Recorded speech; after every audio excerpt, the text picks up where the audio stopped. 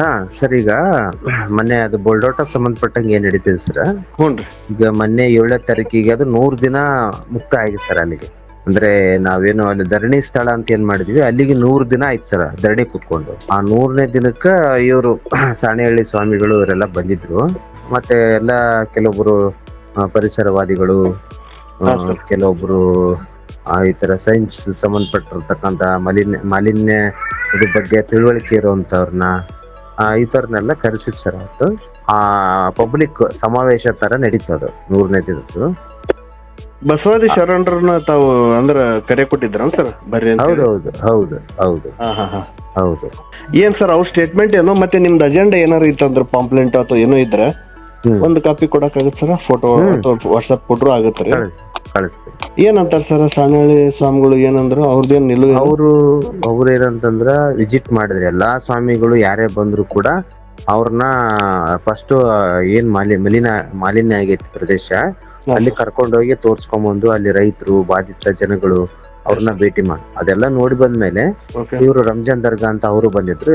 ಎಲ್ಲಾರನ್ನ ಅಲ್ಲಿ ಕರ್ಕೊಂಡು ವೆಹಿಕಲ್ ಮಾಡ್ಕೊಂಡು ಹೋಗಿ ತೋರ್ಸ್ಕೊಂಡು ಅದಾದ್ಮೇಲೆ ಅವ್ರು ಮಾತಾಡಿದ್ದೇನಂತಂದ್ರ, ಬಹಳ ಗಂಭೀರ ಪರಿಸ್ಥಿತಿ ಇದೆ ಅಲ್ಲಿ. ನೀವು ಮುಂದಿನ ದಿನಗಳಲ್ಲಿ ಈ ಎಲೆಕ್ಷನ್ ಬೈಕಟ್ ಮಾಡಕ್ಕಾದ್ರೆ ನೋಡ್ರಿ ಅಂತ ಅವ್ರು ಕರೆ ಕೊಟ್ಟಿದಾರ. ಆ ತರ ತೀರ್ಮಾನಕ್ ಬರ್ರಿ ಅವ್ರು ಸ್ವಾಮೀಜಿಗಳು ಹೇಳಿದ್ದು. ಅದೇ ಎಲೆಕ್ಷನ್ ಬೈಕಾಟ್ ಮಾಡೋದ್ರಿಂದ ಸಮಸ್ಯೆ ಪರಿಹಾರ ಆಗುತ್ತಂತೀರಿ? ಅದು ಸ್ವಾಮೀಜಿಗಳ ಮಾತು. ಅದಾದ್ಮೇಲೆ ಇಲ್ಲಿ ಒಂದು ಸಮಿತಿ ಅಂತ ಇದೆ, 3 ಸಮಿತಿಗಳು ಮಾಡ್ಕೊಂಡಿದೀವಿ ನಾವು. ಒಂದು ಕೊಪ್ಪಳ ಜಿಲ್ಲಾ ಬಚಾವ್ ಆಂದೋಲನ ಸಮಿತಿ, ಇದು ಪ್ರಾರಂಭದಲ್ಲಿ ಇದ್ದದ್ದು. ಹೌದು ಸರ್. ಪರಿಸರ ಉಳಿಸಕ್ಕೋಸ್ಕರ ವಿಠಪ್ಪ ಗೋರಂಟ್ಲೆ ಅವರು, ಭಾರತ್ ಧ್ವಜ ಅವರು ಅಂತಿದ್ದಾರೆ. ಅವಾಗ ತುಂಗಭದ್ರ ಉಳಿಸಿ ಅಂತ ಹೆಸರಲ್ಲಿ ಕೊಪ್ಪಳ ಬಚಾವ್ ಆಂದೋಲನ ಅಂತ ಅವಾಗ್ಲೇ ಅದು ಇತ್ತು. ಅದಾದ್ಮೇಲೆ ಇವಾಗ ಅದನ್ನ ವಿಠಪ್ಪ ಗೋರಂಟ್ಲೆ ಅವರು ತೀರ್ಕೊಂಡ್ಮೇಲೆ ಅದು ಹಂಗೆ ಉಳ್ಕೊಂಡಿತ್ತು. ಈ ಹೋರಾಟ ಬೋಲ್ಡೋಟ ಕಾರ್ಖಾನೆ ಬಂದ ಮೇಲೆ ಅದಕ್ಕೆ ಜೀವಂತಿಗೆ ಬಂದಿತ್ತು ಆ ಹೋರಾಟಕ್ಕ. ಅದಾದ್ಮೇಲೆ ಸಡನ್ ಆಗಿ ಇನ್ನೊಂದು ಹಿತರಕ್ಷಣಾ ವೇದಿಕೆ, ಕೊಪ್ಪಳ ಪರಿಸರ ಹಿತರಕ್ಷಣಾ ವೇದಿಕೆ ಅಂತ ಉಟ್ಕೊಂಡ್ಬಿಡುತ್ತೆ. ಅಲ್ಲಿ ಪತ್ರಕರ್ತರು, ಕೆಲವು ಲ್ಯಾಂಡ್ ಆರ್ಡರ್ಸು, ಇಲ್ಲೆಲ್ಲ ಅಂದ್ರೆ ಫ್ಯಾಕ್ಟ್ರಿಗೆ ಹತ್ರ ಇರತಕ್ಕಂಥ ಕೆಲವೊಂದು ಈ ಪ್ಲಾಟ್ಗಳಾಗಿದಾವೆ ಸರ್, ಮಿಡಲ್ ಕ್ಲಾಸ್ ಪ್ಲಾಟ್ಗಳು. ಅವರೆಲ್ಲ ಇಲ್ಲಿ ಉದ್ಯಮಿಪತಿಗಳು, ಉದ್ಯಮಗಳು ಮಾಡ್ಕೊಂಡಿರ್ತಕ್ಕಂಥವ್ರು ಪ್ಲಾಟ್ಗಳು ಮಾಡ್ಕೊಂಡಿದ್ದಾರೆ. ಈಗ ನೇರವಾಗಿ ಪ್ಲಾಟ್ ಖರೀದಿ ಆಗಲ್ಲ. ಆವಾಗ ಅವ್ರು ಸಡನ್ ಆಗಿ ಏನ್ ಮಾಡ್ಬಿಟ್ರು, ಸ್ವಾಮೀಜಿನ ಭೇಟಿ ಆಗ್ಬಿಟ್ಟು ಒಂದು ಪರಿಸರ ಹಿತರಕ್ಷಣಾ ವೇದಿಕೆ ಅಂತ ಸೃಷ್ಟಿ ಮಾಡಿದ್ರು. ಅದಾದ್ಮೇಲೆ ಅವರು ಮುಂದುವರ್ಸಕ್ ಆಗ್ಲಿಲ್ಲ. ಸ್ವಾಮೀಜಿ ಅವರು ಏನ್ ಕರೆ ಕೊಟ್ಬಿಟ್ರು, ಫೆಬ್ರವರಿ 24 ಹೋದ ವರ್ಷ, ನಾವು ಈ ರಾಜಕೀಯ ವ್ಯಕ್ತಿಗಳ ಮೇಲೆ ಹಾಕಿ ಅವ್ರ ಮೇಲೆ ಭಾರ ಹಾಕಿ ನಾವು ಬಿಟ್ಬಿಡಬೇಡ, ಅವರು ಈ ಫ್ಯಾಕ್ಟ್ರಿನ ಹೋಗ್ಬೇಕು ಬೇಡ ಅನ್ನೋ ಒಂದು ಆದೇಶ ತರೋವರೆಗೂ ಯಾರು ಕೂಡ ಪ್ರತಿಭಟನೆ ಮಾಡಬಾರ್ದು, ಹೋರಾಟ ಮಾಡಬಾರ್ದು ಅಂತ ಹೇಳಿ ನಾನು ಮಠಕ್ಕೆ ಹೋಗ್ತೀನಿ, ನೀವು ಮನೆಗೆ ಹೋಗ್ರಿ ಅಂತ ಹೇಳ್ಬಿಟ್ರು ಅವ್ರು ಲಾಸ್ಟ್ ಟೈಮ್. ಹೌದು ಸರ್. ಅಲ್ಲಿಂದ ಇಲ್ಲಿ ತನಕ ಕೂಡ ನಮ್ಮ ಪರಿಸರ ಹಿತರಕ್ಷಣಾ ವೇದಿಕೆ ಅವರು ಅವ್ರನ್ನ ಕರ್ಕೊಂಡ್ ಬಂದಿದ್ರು. ನಮ್ಮ ಕೊಪ್ಪಳ ಜಿಲ್ಲಾ ಬಚಾವ್ ಆಂದೋಲನ ಬೆಡದೂರ್ ಸರ್ ಮತ್ತೆ ನಮ್ಮ ಹೋರಾಟಗಾರ ನೇತೃತ್ವದಲ್ಲಿ ನಡೀತಿತ್ತು. ಅದು ಅವ್ರ ಅಜ್ಜರ ಮಾತು, ಅವರು ಹಿತರಕ್ಷಣಾ ವೇದಿಕೆ, ಅದು ಅವ್ರ ಪಾಲನೆ. ನಾವು ಹೋರಾಟ ಬಿಡಂಗಿಲ್ಲ ಅಂತ ಹೇಳ್ಬಿಟ್ಟು ಅದಾದ್ಮೇಲೆ ಇದ್ರಲ್ಲಿ ಇಲ್ಲಿ ತಾವರಗೆರೆ ಶಿಬಿರ ಆಯ್ತು, ಅದೊಂದು ಮಾನವ ಸರಪಳಿ ಆಯ್ತು. ಈ ತರ ಕಂಟಿನ್ಯೂ ಆಗಿ ಅಲ್ಲಿಂದ ಹೋರಾಟ ಮುಂದುವರಿತು. ಮತ್ತೆ ಕೊಪ್ಪಳ ಅಜ್ಜಿಯವರು ಮೌನಕ್ ಶರಣ ಆದ್ರಲ್ರಿ? ಹೌದೌದು. ಅದು ಅವರು ಆ ಹೋರಾಟ ಮಾಡಿದ್ಮೇಲೆ ಬಹಳ ಜನ ಅಪ್ರೋಚ್ ಹಾಕೋದ್ರು. ಆಮೇಲೆ ರಾಜಕೀಯ ವ್ಯಕ್ತಿಗಳು ಬಂದು ಭೇಟಿ ಮಾಡಕ್ ಬಂದ್ರು, MB ಪಾಟೀಲ್ ಅವರು. ಹಂಗಾಗಿ ಒತ್ತಡಕ್ ಮಾಡಿದ ಅವ್ರು ಏನ್ ಮಾಡ್ಬಿಟ್ರು, ಮೌನಕ್ ಹೋಗ್ಬಿಟ್ರು. ಹೋರಾಟ ಆದ್ಮೇಲೆ ಫೆಬ್ರವರಿ 24 ಹೋರಾಟ ಆದ್ಮೇಲೆ ಏನಿದ್ರು ಸರ್ಕಾರ ಮಾಡ್ಲಿ, ಸರ್ಕಾರ ತಾಯಿ ಹಂಗಂತ ಹೇಳ್ಬಿಟ್ಟು ಅವರು ಸಂಪೂರ್ಣವಾಗಿ ಹೋರಾಟದಿಂದ ಹಿಂದೆ ಸರಿದು ಮೌನಕ್ ಶರಣಾದ್ರು. ಯಾರೇ ರಾಜಕಾರಣಿಗಳು ಬಂದ್ರು ಕೂಡ ನೀವು ಸಡನ್ ಆಗಿ ಅದು ತೊಗೊಂಬರ್ರಿ, ಆದೇಶ ಇಲ್ಲ, ನಾವು ಇನ್ನು ಆದೇಶ ಮಾಡಲ್ಲ ಅನ್ನೋದು ತೊಗೊಂಬರ್ರಿ, ಅಲ್ಲಿ ತನ್ನ ನಾನು ಯಾರನ್ನೂ ಕೂಡ ಮಾತಾಡಲ್ಲ ಅಂತ ಹೇಳಿದ್ರು ಅವ್ರು. ಈಗ ಹೆಂಗೈತ್ರಿ ನಿಲುವು ಅಜ್ಜ ಅವ್ರದ್ದು? ನಾವ್ ಇತ್ತೀಚೆಗೆ ನಮ್ಮ ಹೋರಾಟ 100ನೇ ದಿನಕ್ಕೆ ತಲುಪೋ ಸಂದರ್ಭದಲ್ಲಿ ಅವ್ರನ್ನ ಭೇಟಿ ಮಾಡಿದ್ವಿ. ನಾವು ಮಾತಾಡ್ತಾರ್ರಿ? ಮಾತಾಡಿದ್ರು. Yes sir. ಮತ್ತೆ ರಾಜಕಾರಣಿಗಳು ಬಂದ್ರೆ ಮಾತಾಡ್ತಾರ್ರಿ? ಈಗ ಮಾತಾಡ್ತಾರೆ. ಆ ವಿಷಯ ಬಿಟ್ಟು ಸಂಬಂಧಪಟ್ಟಂಗ ಅದನ್ನ ತರ್ತೀವಿ, ಅದನ್ನ ಹಾಕ್ತಿವಿ, ಅದು ಜರ್ಮನ್ ಕಂಪ್ನಿ ತರ್ತೀವಿ, ಜಮನ್ ತರ ಹೇಳ್ಬೇಡ್ರಿ ನನ್ಗ. ಸ್ಥಳೀಯ ಶಾಸಕರು, ಸಚಿವರು, ಸಂಸದರು ಬಂದು ಈ ವಿಚಾರ ಮಾತಾಡ್ತೀನಂದ್ರೆ ಮಾತಾಡಲ್ಲ. ಬೇಡ್ರಿ, ಅದು ಮಾತಾಡಕ್ ಹೋಗ್ಬೇಡ್ರಿ, ಆದೇಶ ತೊಂಬರ್ರಿ ಅಷ್ಟೇ. ಬೇರೆ ವಿಚಾರ, ಬೇರೆ ಎಲ್ಲಾ ವಿಷಯ ಮಾತಾಡ್ರಿ, ಬೇರೆ ಯಾವ್ದಾದ್ರು ಮಾತಾಡ್ರಿ. ಇಷ್ಟು ಅವರು ಸ್ಪಷ್ಟವಾಗಿದಾರ. ಈ ಸದ್ಯಕ್ಕೆ ನಡೆದಿರೋ ಹೋರಾಟಕ್ಕ ತಾವೇನ್ ಸರ್ ಸ್ಥಾನಮಾನ? ನಾವು ಕೊಪ್ಪಳ ಜಿಲ್ಲಾ ಬಚಾವ್ ಆಂದೋಲನ ಕಾರ್ಯಕಾರಿ ಸಮಿತಿ ಇದೆ ನಮ್ದೊಂದು. ಆ ಸಮಿತಿಯಲ್ಲಿ ನಾವು ಕೂಡ ಅದರಲ್ಲಿ ಜಂಟಿ ಸಮಿತಿ ಮಾಡಿದ್ವಿ. ಜಂಟಿ ಸಮಿತಿಯಲ್ಲಿ ಪ್ರಧಾನ ಸಂಚಾಲಕರು ಅಳ್ಳಮಪ್ಪ ಬಡದೂರ್ ಸರ್, ಉಳಿದ ಎಲ್ಲರೂ ಸದಸ್ಯರಾಗಿ ನಾವು ಅವ್ರ ಸಮ್ಮುಖದಲ್ಲೇ ಮಾಡ್ತಾ ಇರೋದು. ಮುಂದೆ ಸರ್ ನಿಲುವು ಈಗ ಇದ್ರ ಸಂಬಂಧಪಟ್ಟಂಗ ನಾವು ಒಂದು ತೀರ್ಮಾನ ಮಾಡಿದ್ವಿ ನಿನ್ನೆ, ಮುಂದಿನ ಹೆಂಗೆ ಅಂತ ಹೇಳಿ. ಫೆಬ್ರವರಿ 24ಕ್ಕೆ ಮತ್ತೆ ಒಂದು ವರ್ಷ ಆಗುತ್ತೆ. ಸ್ವಾಮೀಜಿಗಳು ಹಿಂದೆ ಹೋರಾಟ ಮಾಡಿ ಬಂದ್ ಇದು 24ಕ್ಕೆ ಮತ್ತೆ ಒಂದು ಬಂದ್ ಕಾಲ್ ಕೊಡೋಣ ಅಂತ ತೀರ್ಮಾನ ಆಯ್ತು ಸರ್. ನಿಮ್ ಅಜೆಂಡಾ ಹೇಳಿಲ್ಲ ಸರ್. ಒಟ್ಟಾರೆ ಈಗ ಎರಡು ರೀತಿಯಲ್ಲಿ ನಡೀತದೆ ಸರ್ ಹೋರಾಟ.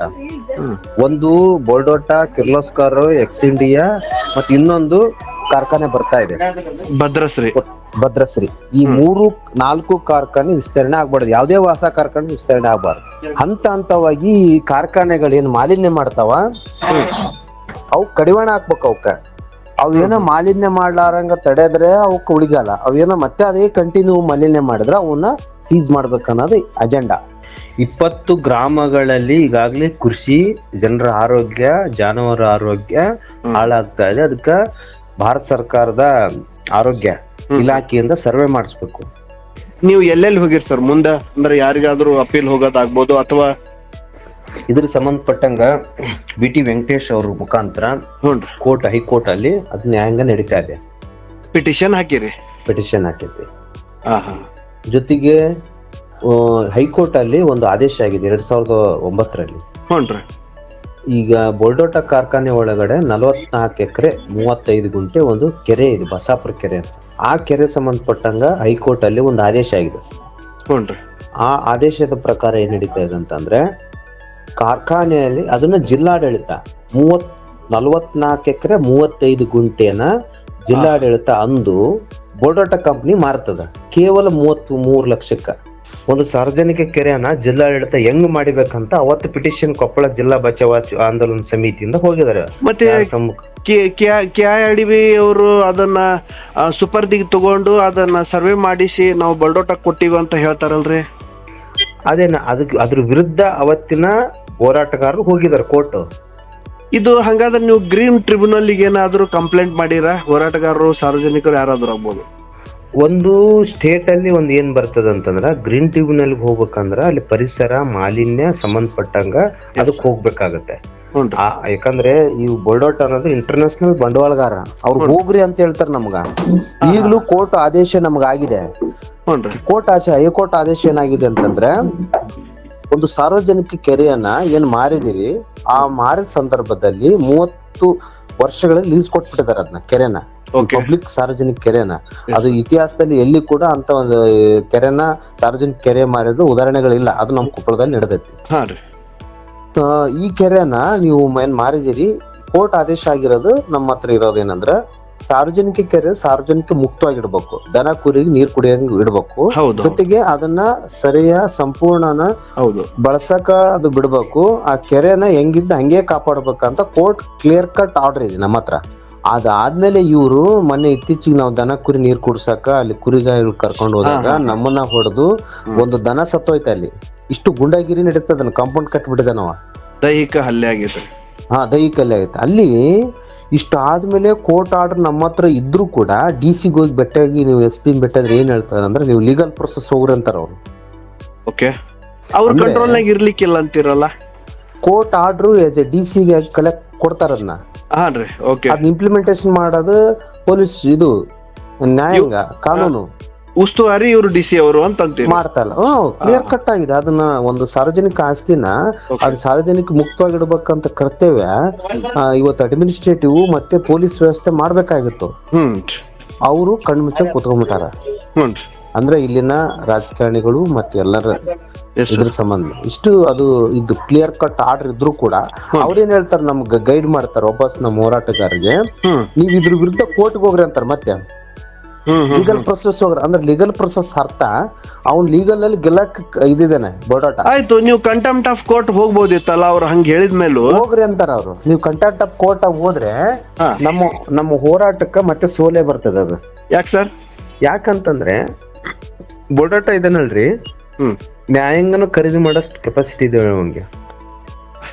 ಅಲ್ಲ ಅದು ನಿಮ್ ಹೇಳಿಕೆ ಆಗ್ಬಾರ್ದು ಅಂತ ಕೋರ್ಟ್ ಹೇಳಿಕೆ ಇಲ್ಲ, ನಾವು ಈಗ ನಾವು ಕೋರ್ಟ್ ಆಫ್ ಕಂಟೆಂಟ್ ಈ ಕ್ಲಿಯರ್ ಕಟ್ ಆರ್ಡರ್ ಆದ್ಮೇಲೆ ನಾವು ಹೋಗುವಂತ ಪ್ರೊಸೆಸ್ ಇಲ್ಲ ನಮ್ಗೆ. ಒಂದು ಹೈಕೋರ್ಟ್ ಕ್ಲಿಯರ್ ಕಟ್ ನಮ್ಗೆ ಆರ್ಡರ್ ಕೊಟ್ಟಿದೆ, ಅದು ಇಂಪ್ಲಿಮೆಂಟೇಷನ್ ಮಾಡ್ಬೇಕಂತ DCSP ಕೆಲಸ. ಅವ್ರೇನ್ ಮಾಡ್ತಿದಾರ ಅಂದ್ರೆ ದಾರಿ ತಪ್ಸಕ್ ನಮ್ಗೆ ಏನ್ ಮಾಡ್ತಾರ ಅಂತಂದ್ರ ನೀವು ಲೀಗಲ್ ಹೋಗ್ರಿ ಅಂತ ಹೇಳ್ತಾರ ನಮ್ಗ. ನಮ್ ಕೆಲಸ ತಾವು ಇಂಪ್ಲಿಮೆಂಟೇಷನ್ ಮಾಡ್ತಾ ಇಲ್ಲ. ನಮ್ ಪಟ್ಟೇನಂತಂದ್ರ ನೀವ್ ಇದನ್ನ ಇಂಪ್ಲಿಮೆಂಟೇಷನ್ ಮಾಡ್ರಿ.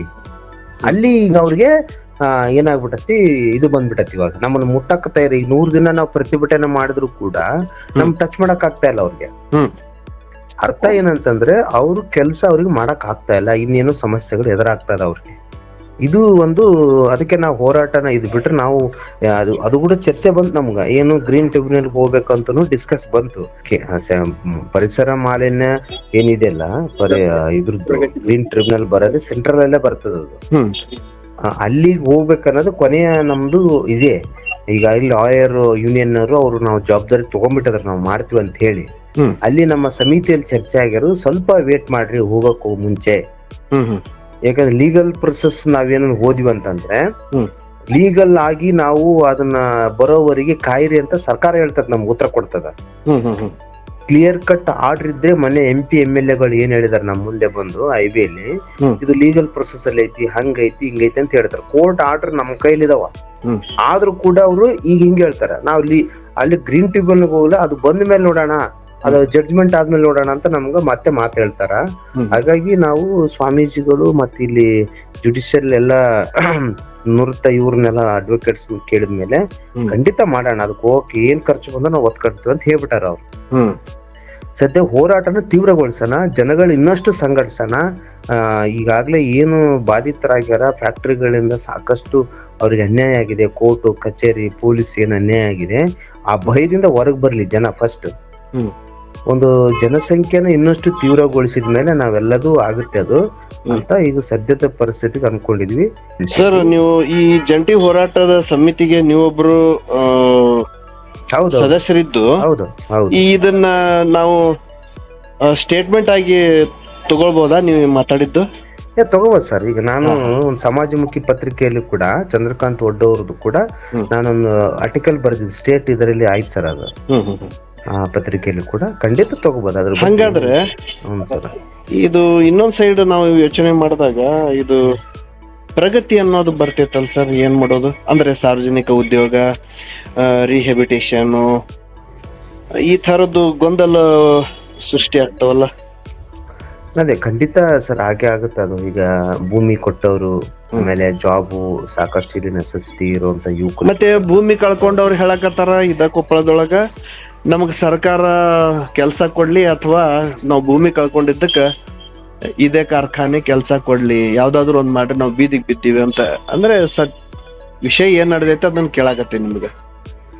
ಓಕೆ, ಇವಾಗ ಒಂದು ಇದ್ರಲ್ಲಿ 2 ರೀತಿಯಲ್ಲಿ ಬರ್ತದೆ. ನೀವ್ ಹೇಳಿದಂಗ ಭೂಮಿ ಕೊಟ್ಟವರು ಇದಾರಲ್ಲ, ಅವ್ರ ಭೂಮಿ ಇಲ್ಲೇನು ಪ್ರೊಟೆಸ್ಟ್ ನಡೀತಾ ಇದೆ, ಭೂಮಿ ಕೊಟ್ಟವರು ಕೂಡ ಅವ್ರು ಯಾರು ಒಬ್ರಿಬ್ರು ಅಷ್ಟೇ ಭೂಮಿ ಕೊಟ್ಟವ್ರು, ಉಳಿದವ್ರೆಲ್ಲ ಫ್ಯಾಕ್ಟ್ರಿಲಿ ಎಂಪ್ಲಾಯ್ಸ್. ಅವ್ರನ್ನ ಕುದುರಿಸ್ಕೊಂಡು ಇಡೀ ಫ್ಯಾಕ್ಟ್ರಿ ಅವರೇ ಅವ್ರನ್ನ ಕುದುರಿಸಿ ದುಡ್ಡು ಖರ್ಚು ಮಾಡಿ ಅದ್ರ ರಿವರ್ಸ್ ಹೋರಾಟ ನಡೆಸ್ತಾ ಇದಾರ. ಅದ್ರಲ್ಲಿ ಯಾರು ಭೂಮಿ ಕೊಟ್ಟವ್ರಿಲ್ಲ. ಯಾರು 11 ಜನ ಈಗ್ಲೂ ಕೂಡ ಅದ್ರ ವಿರುದ್ಧ ಹೋರಾಟ ನಡೆಸ್ತಾ ಇದಾರೆ. ಭೂಮಿ ಕೊಟ್ಟವ್ರು ಕೂಡ ಅವ್ರು ಯಾರು ಇನ್ನೂ ದುಡ್ಡು ಇಸ್ಕೊಂಡಿಲ್ಲ. ಅಲ್ಲ, ನೀವು ಕೊಡೋ ಹೇಳಿಕೆ ಅದು ರೆಕಾರ್ಡ್ ಆಗುತ್ತೆ ಸರ್, ಅದಕ್ಕೆ. ಹೌದು ಸರ್. ಅಲ್ಲ, ನಿಮ್ ಗಮನಕ್ಕೆ ಐತಲ್ಲ? ಖಂಡಿತ ಸರ್, ಖಂಡಿತ. ನೀವು ರೆಕಾರ್ಡ್ ಮಾಡ್ಕೊಂಡಿದ್ದು ಕೂಡ ನಮ್ಗೆ ಏನು ಇದಿಲ್ಲ ಸರ್, ಯಾಕಂತಂದ್ರೆ ಅದು ಆಗ್ಬೇಕು, ಚರ್ಚೆ ಆಗ್ಬೇಕು ಸರ್. ಭೂಮಿ ಕೊಟ್ಟವರು ಈಗೇನ್ ಜಾಬ್ ಅಂತ ಬರುತ್ತೆ ಸರ್. ಈಗ ಒಂದು ಫ್ಯಾಕ್ಟ್ರಿ ಹಾಕ್ಬೇಕಂದ್ರೆ ಈಗ ಒಂದು ಇದಿದೆ, ಯಾವ್ದು ಎಕ್ಸಿಡಿಯಾ ಫ್ಯಾಕ್ಟ್ರಿ ಹಾಕಿರೋದು ಒಂದು 20 ಎಕರೆಯಲ್ಲಿ 10 ಎಕರೆಯಲ್ಲಿ ಹಾಕಿದ್ದಾನೆ ಅನ್ಸುತ್ತೆ. ಅವನು ತಗೊಂಡಿರೋದು ಒಂದು ಹತ್ರ ಈಗ 2000 ಎಕರೆ, 1700 ಎಕರೆ ತನ ತಗೊಂಡಿದ್ದಾನೆ. ಅದ್ರ ಕಂಪ್ನಿ ಹಾಕಿರೋದು ಎಷ್ಟು, ಅವನು 10 ಎಕರೆಯಲ್ಲಿ. ಉದ್ಯೋಗ ಎಷ್ಟು ಜನ ಕೊಟ್ಟಿದ್ದಾನೆ?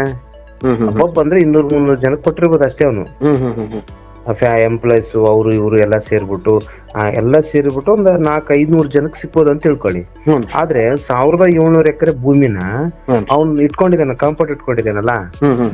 ಈಗ ಅಷ್ಟೂ ಜನ ರೈತರು ಏನದು ಭೂಮಿ ಕೊಟ್ಟಾಗ ಯಾವ ಈ KDB ಅವ್ರಿಗೇನು ಜಾಬ್ ಕೊಡ್ತೀವಿ ಅಂತ ಹೇಳಿತ್ತು, ಯಾವ ಜಾಬನು ಕೊಟ್ಟಿಲ್ಲ. ಆಮೇಲೆ ಕನಿಷ್ಠ ಒಂದು ಇಂಡಸ್ಟ್ರಿಯಲ್ ಹಾಕ್ಬೇಕಾದ್ರ ಕನಿಷ್ಠ ಒಂದು 7 ವರ್ಷ ಆ ಭೂಮಿ ಕೊಟ್ಟದ್ ಯಾವ ಉದ್ದೇಶಕ್ಕೆ ತಗೊಂಡಿರ್ತಾರ ಆ ಉದ್ದೇಶಕ್ಕೆ ಅದ್ ಬಳಕೆ ಆಗಿಲ್ಲ ಅಂತಂದ್ರೆ ಆ ಭೂಮಿನ ಆ ರೈತರಿಗೆ ಕೊಡ್ಬೇಕಂತಿತ್ತು. ಅವ್ರು ಇಲ್ಲಿವರೆಗೆ ಇಂಡಸ್ಟ್ರಿಯಲ್ಲೂ ಹಾಕಿಲ್ಲ, ಭೂಮಿನೂ ವಾಪಸ್ ಈಗ ಅವ್ರಿಗೆ ಜಾಬ್ನು ಕೊಟ್ಟಿಲ್ಲ. ಇದು ಅತಂತ್ರದಲ್ಲಿದ್ದಾರೆ ಅವರು. ಅದು ಒಂದ್ ಪರಿಸ್ಥಿತಿ. ಇನ್ನೊಂದ್ ಪರಿಸ್ಥಿತಿ ಏನಂತಂದ್ರೆ ಈಗಾಗ್ಲೇ ಇಂಡಸ್ಟ್ರಿಗಳು ಏನ್ ಹಾಕಿದ್ದಾರೆ, ಡಸ್ಟ್ ಬರ್ತಾ ಇದೆ. ಈಗ ಭೂಮಿ ಕೊಟ್ಟವರು ಹೊಲ್ದಾಗ ಅಷ್ಟೇ ಡಸ್ಟ್ ಬೀಳ್ತಾ ಇಲ್ಲ, ಭೂಮಿ ಸುತ್ತಮುತ್ತ ಇವಾಗ ಇದು ಇದೆಯಲ್ಲ, ಅಲ್ಲಿರ್ತಕ್ಕಂಥ ಜಮೀನುಗಳು ಹಾಳಾಗ್ತಾ ಇದೆ. ಅವ್ರು ಯಾರು ಭೂಮಿ ಕೊಟ್ಟಿಲ್ಲ ಪಾಪ. ಆಮೇಲೆ ಒಂದು ಇಂಡಸ್ಟ್ರಿ ಹಾಕ್ಬೇಕಂದ್ರ ಕನಿಷ್ಠ ಒಂದು ಗ್ರಾಮದಿಂದ 5 ಕಿಲೋಮೀಟರ್ ಡಿಸ್ಟೆನ್ಸ್ ಇರ್ಬೇಕು ಈ ಕಾನೂನಡಿಯಲ್ಲಿ. ಆಮೇಲೆ ಮಲಿನ ಎಷ್ಟು ಇದು ಮಾಡ್ಬೇಕು, ಒಂದು ಪರಿಸರ ಎಷ್ಟು ಇದು ಮಾಡ್ಬೇಕು, ಇದು ಯಾವ ಫ್ಯಾಕ್ಟ್ರಿಗಳು ಇದನ್ನ ಮಾಡ್ತಾ ಇಲ್ಲ, ಇರೋ ಫ್ಯಾಕ್ಟ್ರಿಗಳು. ಆಮೇಲೆ ಯಾರು ಭೂಮಿ ಕೊಟ್ಟು ಅವ್ರಿಗೆ ಕೆಲಸ ಕೊಟ್ಟಿಲ್ಲ, ಅಲ್ಲಿ ಎಂಪ್ಲಾಯ್ಮೆಂಟ್ ಆಗಿಲ್ಲ ಅವ್ರಿಗೆ ಏನ್ ಹೇಳ್ತಾ ಇದಾರ, ನೀವು ಇಂಜಿನಿಯರ್ ಮಾಡ್ಕೊಂಡ್ ಬರ್ಬೇಕು, ಡಿಪ್ಲೊಮಾ ಮಾಡ್ಬೇಕು, ಏನೆಲ್ಲ ಕೋರ್ಸ್ಗಳು ಮಾಡ್ಕೊಂಡ್ ಬರ್ಬೇಕು, ನೀವು ಎಂಪ್ಲಾಯ್ಮೆಂಟ್ ಅಲ್ಲ. ಅದು ಟೆಕ್ನಿಕಲಿ ಬೇರೆ ಇರ್ತಾರ, ಟೆಕ್ನಿಕಲಿ ಜಾಬ್ ಕೊಡೋದು ಬೇರೆ. ಅದು ಡಿ ಗ್ರೇಡ್ ಈ ತರ ಬಂದಾಗ ಸ್ಥಳೀಯವಾಗಿ ಅಥವಾ ಭೂಮಿ ಕಳ್ಕೊಂಡವ್ರಿಗೆ ಇಷ್ಟಿಷ್ಟು ಇಂತಿಷ್ಟು ಕೊಡ್ಬೇಕು ಅಂತ ಇರ್ತದ. ಟೆಕ್ನಿಕಲಿ ಅವರು ಈ ತರ ಎಜುಕೇಶನ್ ಆಗಿತ್ತು ಅಂದ್ರೆ ಅದಕ್ಕೆ ಸಂಬಂಧಪಟ್ಟಂಗ ಉದ್ಯೋಗ ಅವ್ರು ಕೊಡ್ಬೋದು. ಆದ್ರೆ ಇದು ಡಿ ಗ್ರೂಪ್ ಅಂತ ಬಂದಾಗ ಅದು ಏನ್ ಕೊಡ್ಬೇಕನ್ನೋದು ಅಲ್ಲಿ ಲೇಬರ್ ಆಗೇ ತಗೊಳ್ತಾರ ಅವರು. ಕೊನೆಗೆ ಏನಾಗುತ್ತೆ, ಲೇಬರ್ ಆಗೇ ತಗೊಳ್ತಾರೆ. ಅವ್ರು ಮಾಡೋ ವರ್ಕ್ಗೆ, ಅದು ಲೇಬರ್ ಆಗಿ ಮಾಡೋಂತ ಪ್ರೆಜರ್ಗೆ ಇವ್ರು ಯಾರು ಕೆಲಸ ಮಾಡಲ್ಲ ಸರ್ ಆ ಸ್ಯಾಲ್ರಿಗೆ. ಆ ತರ ಈಗ ಬಹಳಷ್ಟು ಪ್ರಾಬ್ಲಮ್ ಅದರಿಂದ ಆಗ್ತಾ ಇದೆ. ಒಟ್ಟಾರೆ ಒಂದು ಇಂಡಸ್ಟ್ರಿಯಲ್ ಎಷ್ಟು ಬರ್ತಕ್ಕಂಥದ್ದು ಮತ್ತೆ ಮಾಲಿನ್ಯ ಮಾಡತಕ್ಕಂಥ ಕಾರ್ಖಾನೆ ಒಂದು ಹಳ್ಳಿಯಿಂದ ಒಂದು ಗ್ರಾಮದಿಂದ ಎಷ್ಟು ದೂರ ಇರ್ಬೇಕು, ಇದು ಯಾವ ಪಾಲನೆಗಳು ಅವ್ರು ಮಾಡ್ತಾ ಇಲ್ಲ ಇಂಡಸ್ಟ್ರಿಯಲ್ ಅವರು. ಬೋರ್ಡೋಟ ಸಂಬಂಧಪಟ್ಟಂಗೆ ಈಗ 1000 ಎಕರೆ ಭೂಮಿನ ಏನ್ ಖರೀದಿ ಮಾಡಿದಾರೆ ಅವ್ರು 2005ರಲ್ಲಿ 2009 ತನಕ ಖರೀದಿ ಮಾಡಿದ್ದಾರೆ. 2009ರಿಂದ ಇಲ್ಲಿವರೆಗೆ ಬೋರ್ಡೋಟ ಕಂಪನಿ ಹಾಕಿಲ್ಲ, ಕಂಪೌಂಡ್ ಕಟ್ಕೊಂಡಿದ್ದಾರೆ. ಬೋರ್ಡೋಟ ಸೇರಿದಂತೆ ಯಾವುದೇ ಕಾರ್ಖಾನೆಗಳು ಹೊಸ ವಿಸ್ತರಣೆ ಆಗ್ಬಾರ್ದು. ಯಾವ ಈ ಗ್ರಾಮಗಳನ್ನ ಮಾಲಿನ್ಯ ಮಾಡ್ತಾ ಇದಾವ, ತುಂಗಭದ್ರಾ ಮಲಿನ ಮಾಡ್ತಾ ಇದಾವ ಅಂತ ಕಂಪನಿಗಳು ಸೀಸ್ ಮಾಡ್ಬೇಕು. 2 ಅಜೆಂಡಾ, ಮುಖ್ಯವಾದ ಅಜೆಂಡಾ. ಉಳಿದ ಆರೋಗ್ಯ ಸರ್ವೆ ಆಗ್ಬೇಕು, ಆಮೇಲೆ ಅಲ್ಲಿ ಕೃಷಿ ಸರ್ವೆ ಆಗ್ಬೇಕು, ಅದು ಒಂದು ಟೆಕ್ನಿಕಲ್ ಇಲ್ಲಿ ಡಿಪಾರ್ಟ್ಮೆಂಟ್ ಗಳನ್ನ ಮಾಡೋಂಥದ್ದು. ಇವು 2 ಮುಖ್ಯವಾದ ಅಜೆಂಡಾ ಬಿಟ್ಟರೆ ಬೇರೆ ಏನಿಲ್ಲ ಸರ್. ಅದನ್ನ ನಿಮ್ಗೆ ಹಾಕ್ತೀನಿ ಸರ್. ಧನ್ಯವಾದ. Thank you.